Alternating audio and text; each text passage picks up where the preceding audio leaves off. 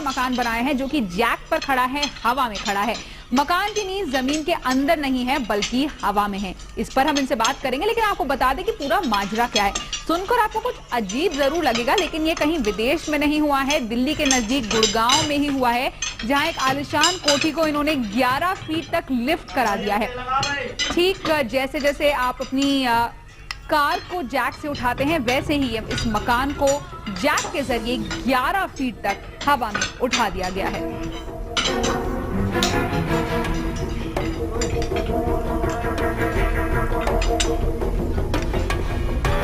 ये मकान जमीन में धंस रहा था, इसीलिए 275 जैक की मदद से इसको उठा दिया गया, क्योंकि इसकी पहली जो नींव थी वो कमजोर हो रही थी, मकान धंस रहा था, इसीलिए इसको 11 फीट तक हवा में उठाया गया है जैक के सहारे से, और उसके बाद अब इसकी नींव के रिपेयर का काम चल रहा है। जमीन पर आइए देखते हैं पूरा हवाई महल पूरी तरह सुरक्षित। गौर से देखिए, इस घर के निचले हिस्से जमीन बल्कि कुछ एक जैकों पर टिका है मकान। वही जैक जो बड़ी मशीनों के नीचे इस्तेमाल होते हैं। ऐसे बनाया गया होता तो कोई बात नहीं थी, लेकिन ये मकान पहले जमीन पर ही था। सड़क ऊपर होती गई, मकान नीचा होता गया, तब फिर बने बनाए मकान को ही जमीन से 11.25 फीट ऊपर उठा दिया। जी हाँ, 11.25 फीट। 11 फीट हवा में उठा दिया मकान। और ये कोई विदेशी कहानी नहीं, अपने हिंदुस्तान में, वो भी दिल्ली के नजदीक गुड़गांव की है। बिल्कुल 100% सुरक्षित होगा, इसमें कोई बिल्कुल ऐसी कोई दिक्कत नहीं आएगी।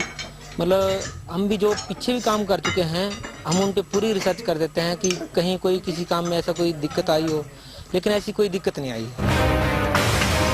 वैसे राजेश चौहान की ये तकनीक लिम्का बुक में दर्ज है और ये तकनीक राजेश का पेटेंट भी है, लेकिन 500 गज में बने इस 2.5 मंजिला मकान को ऊपर उठाना राजेश के लिए क्या वाकई चुनौती थी? तो सुनिए राजेश क्या कहते हैं। हम इसकी नीचे जो फाउंडेशन होती है उसको थोड़ा हैवी लेवल पे, मतलब इसका जो वेट होता है वो निकाल लेते हैं, उसी हिसाब से इसकी फाउंडेशन लेके चलते हैं, और इसको बिल्कुल 1 mm करके, ये हमारी जो तकनीक है, इससे 1 mm करके ये उठता है। कुछ दिन पहले तक यही कोठी सड़क से 5 फीट नीचे दिखती थी। बरसात का पानी अक्सर भरता था। तब मकान के मालिक को पता लगा कि ऐसा भी हो सकता है, मगर एक ही शख्स है जो ये काम कर सकता है। और फिर सिर्फ 40 दिन और 35 लोगों ने मिलकर